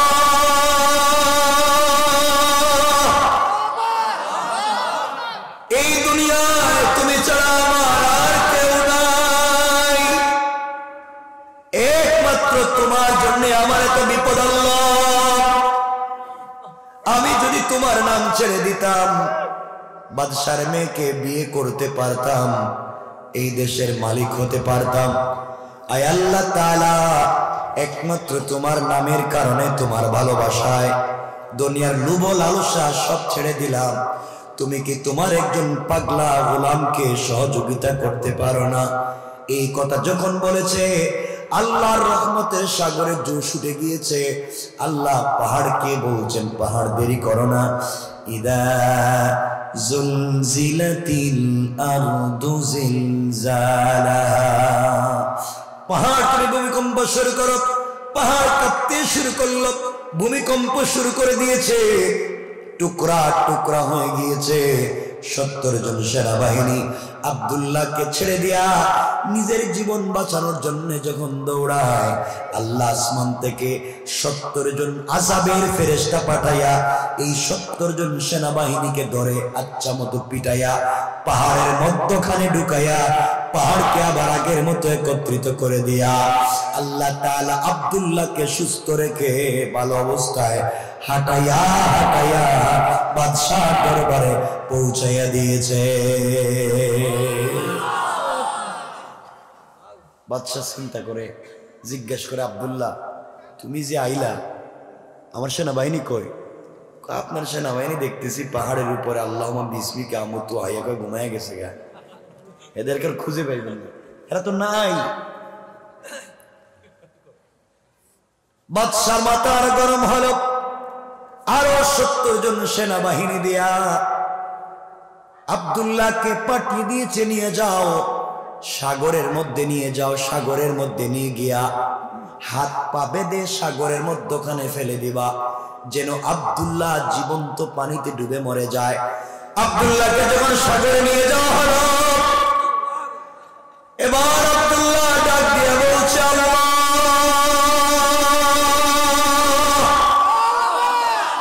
তুমি যদি আমাকে সাগরে না বাঁচাও, কাফেররা বলবে তোমার ক্ষমতা পাহাড়ে চলে কিন্তু সাগরে চলে না, তোমার ক্ষমতা নিয়ে টিটকারি করবে। আয় আল্লাহ, এই মুহূর্তে তুমি আমাকে সাগরে বাঁচাইয়া দাও, আমি যদি সাগরে বেঁচে যাই কথা দিলাম এই দেশের সকল জনগণের কানে কানে তোমার কালিমার দাওয়াত পৌঁছাইয়া দেব। আল্লাহ সাগরকে বলছেন, সাগর আর দেরি করিস না, উত্তাল হয়ে যা।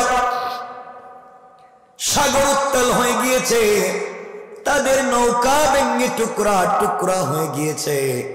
70 জন সেনাবাহিনী আব্দুল্লাহকে ছেড়ে দিয়া নিজের জীবন বাঁচানোর জন্য যখন সাঁতরায়, আল্লাহ আসমান থেকে 70 জন আযাবের ফেরেশতা পাঠাইয়া এই 70 জন সেনাবাহিনীকে কাদামাটি খাওয়াইয়া ফেরাউনের মতো পানির নিচে ছেড়ে দিয়া আব্দুল্লাহ বিন তামিরকে সুস্থ রেখে ভালো অবস্থায় পানির উপর দিয়া হাঁটাইয়া হাঁটাইয়া বাদশাহ দরবারে পৌঁছাইয়া দিয়েছে। সুবহানাল্লাহ জোরে বলে। কে করেছে? বাদশা কয় আব্দুল্লাহ, আমার সেনাবাহিনী কই? হেরা নাই। বাদশা চিন্তা করলো প্রতিদিন যদি 70 জন করে নাই হয় তাহলে মাস শেষে আর কিছু থাকবো নি। কথা বলে না করে থাকবো। বাদশা কয় আব্দুল্লাহ, তোর পায়ে ধরে কেউ দেখতেছে না। বাদশা কয় আব্দুল্লাহ রে, তোর পায়ে ধরে কেউ দেখতেছে না, তুই নিজে ক এখন তোরে কেমনে মারা যায়। আচ্ছা এই কথা কোনো পাগলও কইব যে আমারে কেমনে মারা যায় আমি কয়া দিমু? আব্দুল্লাহ কই এইবার লাইনে আইছেন। বাদশাহ পাগল আমি না, পাগল তো আপনি গেছেন গা। ঠিক কিনা বলে? বিপদে পড়লে সিপায় পড়লে কে কখন কার নাম কয় এটা বলা যায় না। ঠিক কিনা?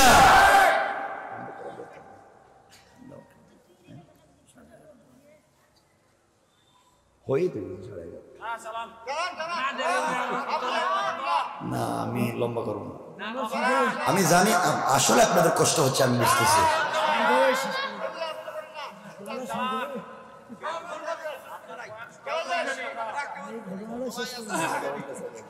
না বেশি লম্বা করতেছি না, একটু শুনেন বলতেছি। হ্যাঁ কতক্ষণ বলছি হিসাব আছে নি? টাইম কি দেখছেন নি ঘড়িতে? আরে শুনেন বলতেছি, 1.5 ঘন্টা হয়ে গেছে বলতেছি, শুনেন। কষ্ট হচ্ছে? অসুবিধা হয়? হাত তুলে দেখান কার কার কষ্ট হয় না। হয় না কইছি তো। লিল্লাহি তাকবীর। এই আওয়াজ দিলে রেখে দিন, এই আওয়াজ দিলে রেখে দিন। আওয়াজ করে লিল্লাহি তাকবীর। এই আওয়াজ না, আরো জোরে কইতে হবে। নারে তাকবীর। হাত নামান। আমি কি রেখে দিতাম? না আওয়াজ দিবেন? রেখে দিমু? আওয়াজ দিবেন? আওয়াজ দিবেন। নারে তাকবীর। এই তো ঠান্ডা অর্ধেক কমে গেছে। বন্ধ করবো। শোনেন বাবা বলতেছি, ভাই আসছো নি? তোমার খুঁজতেছি। 11:30 হয়ে গেছে কিন্তু। আর বলতেছি তো রে বাবা, শোনেন বলতেছি তো, আধা ঘন্টা 1 ঘন্টা সারা রাত কোন রাইতে ওয়াজ করতাম না। রাত কেন? আচ্ছা বসেন, খুব মনোযোগ দিন কি বলতেছি। আমার মুসলমান বন্ধুগণ কথাগুলো দিল দিয়ে শোনেন কি বলতে চাই। আমার মন দিয়ে শোনেন কি বলতে চাই। এই দুনিয়ার জমিনে বাদশাহ যুবককে ডাক দিয়া বলছে, বল যুবক, এই মুহূর্তে তোমার কাছে আমি জানতে চাই। যুবক রে, তোমার কাছে আমি জানতে চাই, বলো কি করলে তোমাকে মারা যাবে আমি জানতে চাই। আব্দুল্লাহ ডাক দিয়ে বলছে, আমাকে যদি মারতে হয় আমার কথা শোনা লাগবে। বাদশাহ বলে, 100 বার শুনবো, তাও কেমনে মারা যায় কম। আব্দুল্লাহ ডাক দিয়ে বলছে, বাদশাহ আমাকে যদি মারতে হয় পুরা দেশের ভিতরে আমার নামটা আপনি ঘোষণা করে দিবেন। পুরা দেশের মানুষ, আবাল বৃদ্ধ বনিতা নারী পুরুষ ছেলে মেয়ে যা আছে সব মানুষকে একটা মাঠে জমা করবেন। আজকে যেই বাচ্চার জন্ম হয়েছে ওই বাচ্চাকেও জমা করবেন। ওই মাঠে আপনি আমাকে নিয়ে যাবেন, আমার গলায় ছুরি চালাইয়া দিবে, আমি কিন্তু মরব না। কোথায় লাভ হইল কি? ওই সময় আপনাকে আমি একটা কালিমা বলবো, ওই কালেমা পড়ে যদি আপনি আমার গলায় ছুরি চালান আমাকে মারতে পারবেন। ওই কালেমা না পড়া পর্যন্ত আমাকে মারতে পারবেন না। আল্লাহু আকবার বলে। আমার বন্ধুগণ, এক পর্যায়ে পুরো দেশের মানুষ একটা মাঠে জমা হয়ে গিয়েছে। দেশের মানুষ যখন জমা হয়ে গিয়েছে, এমন সময় আব্দুল্লাহকে বাদশাহ মাঠে হাজির করে ডাক দিয়া বলছে, ও বাচ্চা আব্দুল্লাহ, তুমি শোনো, কিছুক্ষণ পরে তুমি মরে যাবে। বলো না তোমার মনে কোনো চাহিদা আছে কি? এবার পাবলিক চিন্তা করে দেশের বাদশাহ কত মানুষের ফাঁসি দিয়া মারলো, কোনদিন কাউরে দাওয়াত করে নাই। আজকে পুরা দেশের মানুষকে দাওয়াত করছে একটা ছেলেকে হত্যা করবে দৃশ্য দেখাবার জন্য। মানুষের ভিতরে আগ্রহ কমছে না বাড়ছে? কথা বলেন। আব্দুল্লাহ বলছে ডাক দিয়ে, বাদশাহ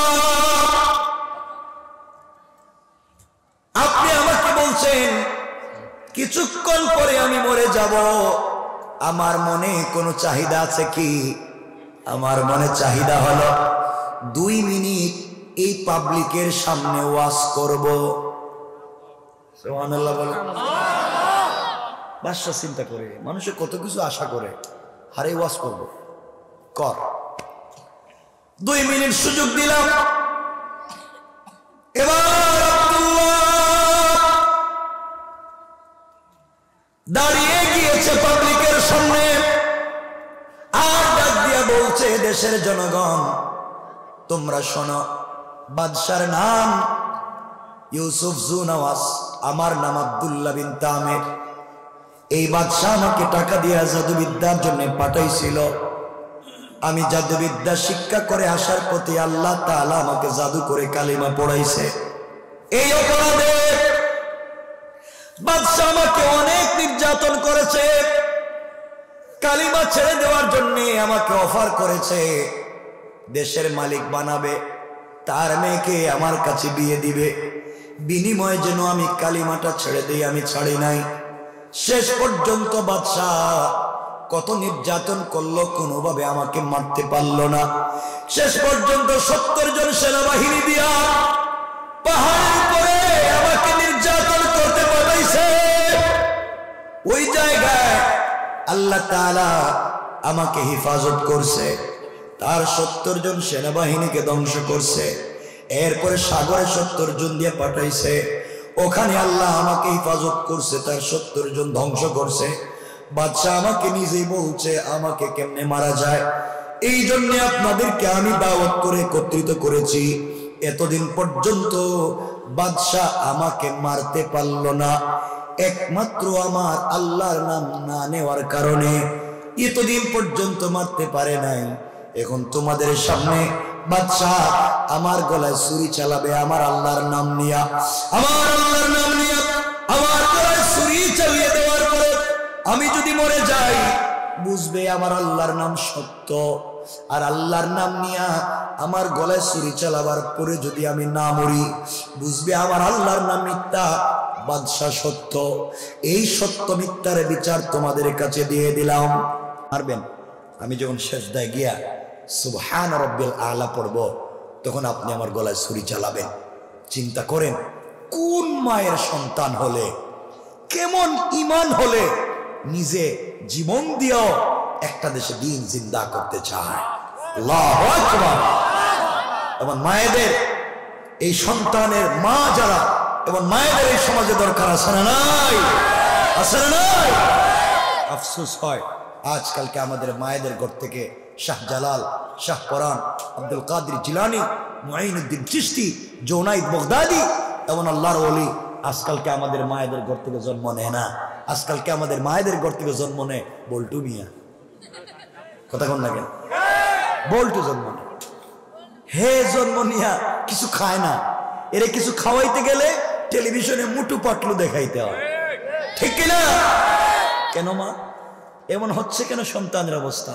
এর অর্থ হচ্ছে আপনি যে সন্তানকে নিয়ে এই পৃথিবীতে স্বপ্ন দেখতেছেন, আমার সন্তান এই হবে, আমার সন্তান সেই হবে, এই স্বপ্ন দেখার আগে যে স্বামী স্ত্রীর ব্লাডের মাধ্যমে এই সন্তান জন্ম নিচ্ছে, এই স্বামী স্ত্রীকে ভালো হওয়া লাগবে, ঠিক কিনা বলেন? মা বাপ যদি ভালো হয়ে যায়, পরিবার সুন্দর হয়ে যায়। আজকালকে পরিবারে মা বাপ তো ভালো হওয়ার কোনো সম্ভাবনাই নেই, ঠিক কিনা বলেন না? একজন আরেকজনকে দেখতে পারে না, স্বামী স্ত্রী একই বিছানায় ঘুমায়, একই বিছানায় ঘুমায়, একজন পূর্ব দিকে মুখ দিয়া, একজন পশ্চিম দিকে মুখ দিয়া, কারোর সাথে কারো কানেকশন নাই, মধ্যখানে ব্যারিকেড দিয়ে কুল বালিশ দিয়া। কথা বললেন, কারোর সাথে কারো মিল নাই, আছে না নাই? পরিবারকে সুন্দর করা লাগবে, বলেন ইনশাআল্লাহ, বলেন ইনশাআল্লাহ।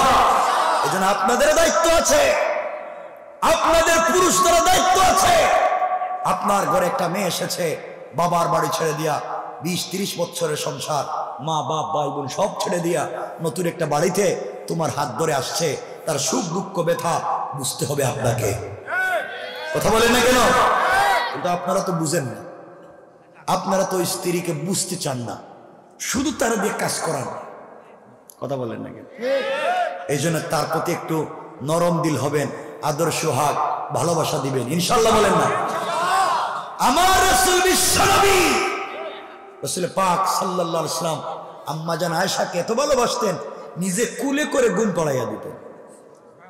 না সুবহানাল্লাহ, এটা বাদ দিয়ে দেন, কারণ মহিলাদের পক্ষে যাইতেছে তো, এখন আর সুবহানাল্লাহ কয় না। আল্লাহ রাসূল আম্মা জান আয়েশাকে কুলে করে ঘুম পড়াইয়া দিতেন, এমনকি নিজে বিছানা ঠিক করে আয়েশাকে ঘুম পড়াইয়া মাঝে মাঝে নিজে আম্মা জান আয়েশার চুলে তেল দিয়া চুলগুলাকে চিরুনি দিয়া ছড়াইয়া নিজের হাতে চুলগুলা বেনি করে দিতেন। সুবহানাল্লাহ বলেন। মাঝে মাঝে রাসূল পাক সাল্লাল্লাহু আলাইহি ওয়াসাল্লাম আম্মা জান আয়েশাকে নিজের হাতে খাওয়াইয়া দিতেন। সুবহানাল্লাহ কি তা আমি জানি না, আপনারা খাওয়াইবেন কেন হেডে কইবেন? আল্লাহর রাসূল আম্মা জান আয়েশাকে মুখে উঠায় খাওয়াতেন, এই জন্য খাদিজাকে রাসূল খাওয়াতেন। আর রাসূল খাদিজাকে খাইয়েছেন, একজন আরেকজনকে খাইয়ে দিয়েছেন, তাদের ঘর থেকে জন্ম নিয়েছেন হযরতে ফাতেমা। আল্লাহু আকবার। আর আলী ফাতেমাকে খাইয়েছে, ফাতেমা আলীকে খাইয়ে দিয়েছেন, তাদের ঘর থেকে জন্ম নিয়েছেন হযরতে হাসান, হযরতে হুসাইন। আল্লাহু আকবার। কেমন সুন্দর পরিবার ছিল তাদের। এই জন্যে মাঝে মাঝে ঘরে গেলে ভালোবেসে মোহাব্বত করে স্ত্রীরে খাওয়াবেন তো? এরা কিছু কয় না, এরা মুরব্বীরা আমার চেহারার দিকে তাকায় রয়েছে, এরা চিন্তা করতেছে 60 বছর গেছে বউরে খাওয়াইলাম না, আজকে যদি খাওয়াই তাহলে ফিরেইতেও পারে আমারে। এই ঘটনা কি হঠাৎ করে মুরব্বী খাওয়াই করে? স্ত্রী নাই, নাই মানে কি হয়েছে? মারা গেছে তো ভালো হয়েছে, গুরুস্থানে গিয়ে কাঁদবো। গুরুস্থানে গিয়ে কাঁদবেন, তুই মরলে কে রে? আপনারা তো চিন্তা আছেন বউ মোর তো আরেকটা বিয়া করতেন, ঠিক কিনা? এটা ঠিক কইছে কাটারি, এত খারাপ হয়ে গেছে, তো বউরে মাইরা ফেলাইব দেখতেছে, এটাও ঠিক। ইন্নালিল্লাহ, এরা কি বউরা ওয়া শুনতেছেন গ্রাম থেকে ফিরেই আজকে। মাঝে মাঝে খাওয়াইবেন তো ইনশাল্লাহ? কথা কয় না ইনশাল্লাহ? এই যে বাচ্চারা ইনশাল্লাহ কইতেছে, এরা বিয়ে করতে আরো 30 বছর বাকি, মানে আগে থেকে রেডি, ভুল জায়গায় তো খাওয়ানো শুরু করে দিব। খাওয়াবেন তো ইনশাল্লাহ? বলেন ইনশাল্লাহ। আপনাদের আওয়াজ আমার সন্দেহ হইতেছে যে বিরলের মুসলমান যুবকেরা মনে বউরে মুখে উঠে খাওয়াইতে পারত, ভালোবেসে খাওয়াবেন তো? আমার মনে হচ্ছে বিরলের যুবকেরা ভালোবেসে আদর করে মোহব্বত করে নিজের স্ত্রীকে মুখে উঠে খাওয়াইতে পারবে না, এরা মুখে উঠে আদর করে ভালোবেসে খাওয়াইতে পারবে পাশের বাড়ির ভাবি, ঠিক কিনা? ঠিক কইছে কেন রে? এরা কিতা বউরে খাওয়াইতো না তো ভাবিরে খাওয়াইবে, বউ তোমাদের ফিরাইবো না, কি সালাম দিব না কিতা? আজকে বাসায় যাও, গিয়া দেখো না কি খবর হয়েছে, বিয়ে করছে একটা রে খাওয়াইবো আরেকটা রে। ওরে আল্লাহ শয়তান রে, ঢাকায় কই কি এরা? খাওয়াবেন তো ইনশাল্লাহ? ভালোবাসা তৈরি করে দিবেন কে?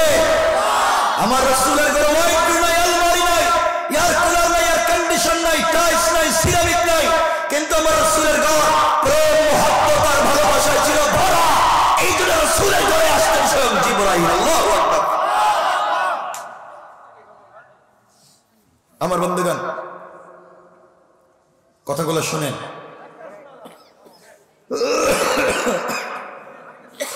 বাদ দেন, মাইকের কথা বললেন না, রাইখা দিতেছি এমনি, এখন বললে এমনি বেজার লেগে যাইব।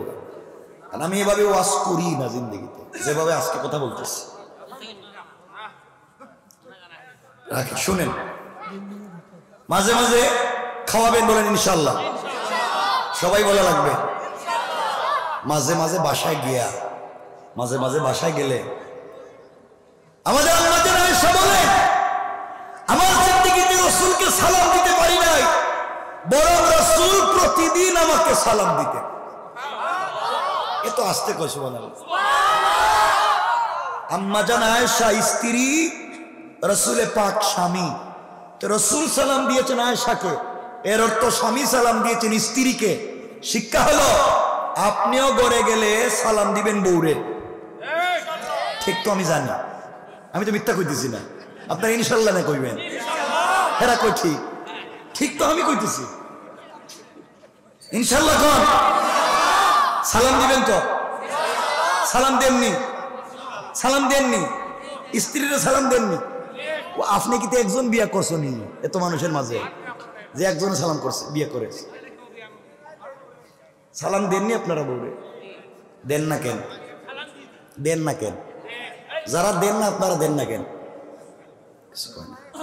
হ্যাঁ, এখন দিবে, দেন না কেন? হেডে কোন কি কয়? লজ্জা পাই? কি কইল? লজ্জা পাই? কে কইছে লজ্জা পাই? তুমি কি বিয়া করছো নি? তোমার এই বয়সও লজ্জা আরম্ভ হয়ে গেছে? ওরে আল্লাহর লজ্জা রে, তোমার বিয়ার আগে লজ্জা শুরু হয়ে গেছে। হ্যাঁ, লজ্জা পাই, সালাম দিব, লজ্জা পাও। স্ত্রীরা সালাম দিতে লজ্জা করে, আর স্ত্রী ফিডাইবার সময় লজ্জা কই যায়? কথা বল না কেন? ওই দিন একজন আমার কইলো, বউরে ফিডাইতে ফিডাইতে মারতে মারতে বউরে কইতেছে তুই আমার আব্বা ক। বউ মায়ের খাইতে খাইতে পায়ে ধরে বলতেছে তুই আমার বাপ, এবার আমার ছেড়ে দে। হে বন্ধু বান্ধব এটা বলতেছে তোমরা আমার সিনুনি, আমি কেডা? আমি বউরে বাপ দেখাইয়া ছেড়ে দিছি। শয়তান হয়তো আল্লাহ রেজিক, আল্লাহ তুমি আমার শয়তান বানাইছিলা কেরে?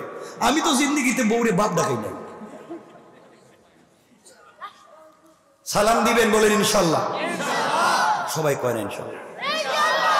মুরব্বীরা চিন্তা করতেছে 70 বছর সালাম দিলাম না, আজকে যদি ঘরে গিয়ে সালাম দেই বউ কইব বুড়া বাহিরে কোন কাম ঘটাইছে, আর আমার এসে করে সালাম দিয়ে ভাব মারতেছে।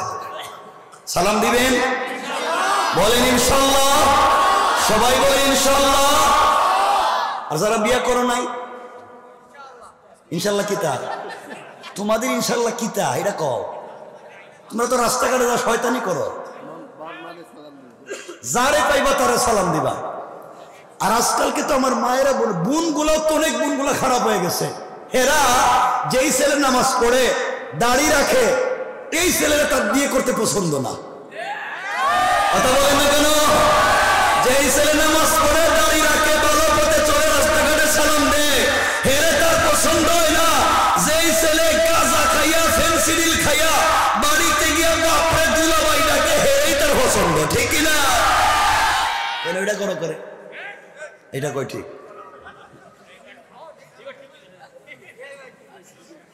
এগুলো করা যাবে না। তোমরা সবাই বাচ্চা গেছো, আমি বাচ্চা গেছি, এই ঠান্ডার কারণে আমি কথা বলতেছি। সুতরাং আর সামনের দিকে যেতে চাই না, কষ্ট হচ্ছে। যাক, শেষ 1 মিনিটে শেষ করে দেব, লম্বা করতাম না, এখানেই থাকবে আলোচনা। আমার মুসলমান বন্ধুদের কথাগুলো দিল দিয়ে শুনেন কি বলতে চাই। এক পর্যায়ে যুবকের গলায়, আব্দুল্লাহর গলায় যখন বাদশা ছুরি চালাইয়া দিয়েছে, মনে আসেনি? সাথে সাথে বাদশা বলছে আব্দুল্লাহ কি পড়তাম? আব্দুল্লাহ বলছে আপনি পড়েন বিসমিল্লাহি রাব্বিল গোলাম। এই গোলামের সত্য রবের নামে গোলামের গলায় ছুরি চালাইয়া দিলাম। গোলামের রব যদি সত্য হয় গোলাম মরে যাবে, গোলামের রব যদি মিথ্যা হয় গোলাম মরবে না। বলতে দেরি হয়েছে, সাথে সাথে আব্দুল্লাহ শাহাদত বরণ করে ফেলেছে। বাদশা তো নাচানাচি শুরু করেছে, আব্দুল্লাহ নাই, মন্ত্রীও নাই, মুরব্বীও নাই, দেশের লক্ষ লক্ষ জনগণ দেখছেনি। কথা বলেন, দেশের জনগণ চিন্তা করে এতদিন পর্যন্ত আব্দুল্লাহকে মারতে পারলো না। আব্দুল্লাহর আল্লাহর নাম না নেওয়ার কারণে আর আজকে মারতে পারলো আব্দুল্লাহর আল্লাহর নাম নেওয়ার কারণে। বুঝতে পারছি আব্দুল্লাহর আল্লাহ সত্য আল্লাহ। এই কথা বলে লক্ষ লক্ষ জনগণ কালিমা পড়ে মুসলমান হয়ে যায়। মরছে কয়জন? মুসলমান হয়েছে কয়জন? লক্ষ লক্ষ। বাদশার তো মাথা খারাপ। এই সময় বাদশাহ এই যারা মুসলমান হয়েছে তাদেরকে মারবার জন্য বড় বড় গর্ত খনন করে আগুন জ্বালাইয়া এই মুসলমানদেরকে হত্যা করবার নকশা তৈরি করেছে। এই কথাই আমার আল্লাহ আমার তেলাওয়াতকৃত আলোচ্য আয়াতে নিয়ে এসেছেন। রব বলেছেন কুতিলা আসহাবুল উখদুদ আন-নারি যাতিল ওয়াকুদ। যারা গর্ত খনন করলো তারা কারা? যারা আগুন জ্বালাইলো তারা কারা? যারা গর্তের পারে বসে তামসা দেখলো তারা কারা? এই আগুন মুসলমানদেরকে জ্বালাইতে পারলো কি পারলো না? বাচ্চারা জ্বালাইলো কি জ্বালাইলো না? বাচ্চার সেনাবাহিনী কেমনে মরলো? দেশের মুসলমান কেমনে জিন্দা হইল? সব আজকে রাইখা দিলাম। আর সামনে যাইতাম না, মাত্র আয়াতে আইছি। এত কোন ওয়াজ করে এই জায়গা মতো আইলাম। সুতরাং আর সামনের দিকে যাওয়ার দরকার নেই, এখানেই থাক। গর্ত খনন হচ্ছে, আগুন জ্বালানো হচ্ছে। কুতিল আসহাবুল উখদুদ। আসহাবে উখদুদ কারা? আন-নারি যাতিল ওয়াকুদ। আগুন ধরাইছে কারা? ইদহুম আলাইহা কুউদ। ওখানে বৈশা বৈশা তামসা দেখছে কারা? এই জায়গা মতো আসলাম। এখন কারা কারা কারা লম্বা আলোচনা, জানি না। আর না, এই কাজ আর কইতে। সবাই হাত তুলেন, ওয়াশরুমের হাত তুলেন। সবাই সবাই পকেটে হাত রাখতে পারবেন না কিন্তু। হাত তুলো সবাই। ওয়াজ শুনতে চান? এই হাত দিচ্ছেন কে? আমাদের মালিক কে? আমাদের ইজ্জতের মালিক কে? আমাদের সম্পদের মালিক কে? আমাদের পকেটের মালিক কে? পকেটে হাত দেন।